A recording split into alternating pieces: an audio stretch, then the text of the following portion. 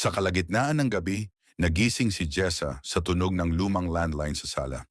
Matagal na nilang hindi ginagamit iyon. Wala ng linya at nakalock pa ang dial para hindi makatawag palabas. Pero ngayon, tumutunog ito ng mabagal at para bang inaanyayahan siyang bumaba. Dahan-dahan siyang lumakad pababa ng hagdan habang lumalamig ang hangin sa bawat hakbang. Pagdating niya sa sala, biglang tumigil ang tunog pero parang hinihintay siya ng telepono. Gusto niyang umiwas pero hindi niya mapigilang sagutin. Hello?